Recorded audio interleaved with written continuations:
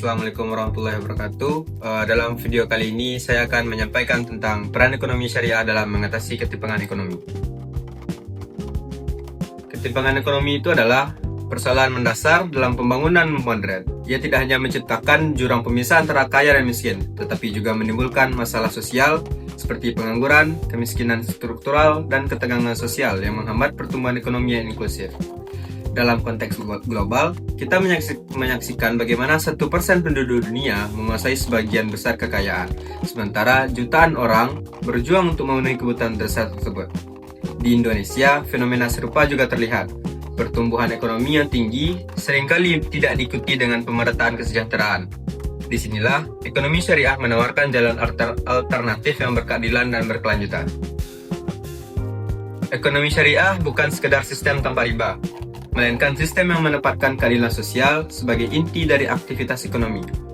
Prinsip utama dalam ekonomi Islam adalah al-adl wa al-ihsan, yaitu keadilan dan kebaikan. Salah satu wujud konkret dari nilai ini adalah pengaturan kepemilikan dan distribusi harta melalui instrumen zakat, infak, sedekah, dan wakaf. Semua instrumen ini berfungsi sebagai mekanisme retribusi kekayaan agar harta tidak hanya berputar di kalangan orang kaya, sebagaimana ditegaskan dalam Al-Quran Surah Al-Hasyr ayat 7. Zakat sebagai pilar ketiga dalam Islam memiliki dimensi sosial ekonomi yang sangat kuat. Ia bukan hanya ibadah individual, melainkan kebijakan fiskal berbasis spiritual yang berfungsi menyalurkan kekayaan dari orang yang mampu kepada orang yang membutuhkan. Jika dikelola secara optimal, zakat dapat menjadi automatic stabilizer bagi ekonomi. Misalnya, melalui penyaluran zakat produktif kepada pelaku usaha mikro, masyarakat miskin tidak hanya menerima bantuan konsumtif, tetapi juga mendapatkan modal untuk mengembangkan usaha. Dampaknya bukan hanya untuk peningkatan pendapatan, tapi juga penciptaan lapangan kerja dan tumbuhnya ekonomi lokal. Salah satu studi kasus menarik datang dari program desa berdaya yang digagas oleh Dompet Duafa dan Basnas di beberapa daerah di Indonesia. Melalui dana zakat produktif, mereka memberikan pelatihan, modal, dan pendampingan usaha kepada masyarakat desa. Hasilnya yaitu ribuan keluarga duafa berhasil keluar dari garis kemiskinan dan bahkan menjadi muzaki baru. Model seperti ini menunjukkan bagaimana zakat bisa dikelola dengan sistem yang transparan, akuntabel, dan berorientasi pada pemberdayaan, dapat menjadi alat efektif dan dalam mengatasi ketimpangan ekonomi secara berkelanjutan. Selain zakat, wakaf juga memiliki potensi besar dalam pemerataan ekonomi. Wakaf bukan sekadar sedekah jariah, tetapi juga instrumen investasi sosial dalam konteks modern. Konsep wakaf produktif telah berkembang luas. Contohnya seperti tanah wakaf, dapat dikelola menjadi rumah sakit, sekolah, bahkan properti komersial yang hasilnya digunakan untuk membiayai pendidikan, kesehatan, dan pemberdayaan ekonomi umat. Seperti contohnya wakaf tunai Universitas Islam Indonesia di Yogyakarta berhasil membangun gedung perkuliahan dan fasilitas publik melalui dana wakaf. Sambil tetap menyalurkan hasilnya untuk beasiswa mahasiswa kurang mampu, ini membuktikan bahwa wakaf dapat berperan dalam menciptakan kemandirian,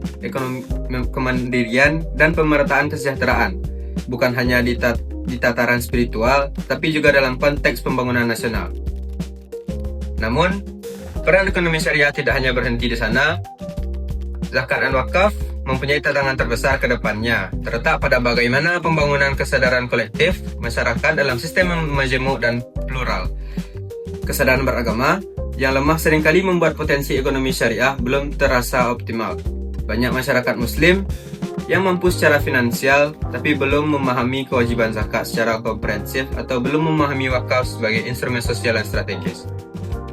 Selain itu, ekosistem halal juga punya tantangan sekaligus peluang besar. Dalam era globalisasi, permintaan terhadap produk halal tidak hanya datang dari umat Islam, tetapi juga masyarakat non-muslim yang peduli terhadap etika, kesehatan, dan keberlanjutan. Hal ini membuka ruang bagi pengembangan industri halal yang meliputi makanan, pariwisata, keuangan, hingga teknologi. Dengan sinergi antara lembaga keuangan syariah, badan amil zakat, dan nazir wakaf, ekonomi syariah dapat membangun sistem ekonomi yang inklusif di mana semua pihak, baik muslim ataupun non-muslim, dapat berpartisipasi dalam menciptakan kesejahteraan bersama. Untuk menghadapi masa depan, ekonomi syariah perlu memperkuat kelembagaan digitalisasi dan tata kelola yang profesional, transparansi dalam pengelolaan dana zakat, dan wakaf harus ditingkatkan dengan memanfaatkan teknologi blockchain dan sistem pelaporan digital agar mereka percaya dan mau berpartisipasi. Pemerintah juga harus menempatkan ekonomi syariah bukan sebagai sektor pelengkap, tetapi sebagai arus utama pembangunan ekonomi nasional. Pada akhirnya, ketimbangan ekonomi bukan hanya persoalan angka dan statistik, tapi tentang keadilan dan kemanusiaan. Ekonomi syariah hadir bukan untuk menggantikan sistem yang ada, melainkan untuk memperbaikinya, menciptakan keseimbangan antara efisiensi dan keadilan, antara material dan spiritual. Melalui zakat dan wakaf yang dikelola dengan visi pemberdayaan, ditopang dengan kesadaran sosial yang tinggi, serta ekosistem halal yang kuat, ekonomi syariah mampu menjadi jalan menuju pertumbuhan yang inklusif, adil, dan berkeadilan sosial bagi seluruh umat manusia. Yang dapat saya sampaikan, terima kasih. Wassalamualaikum warahmatullahi wabarakatuh.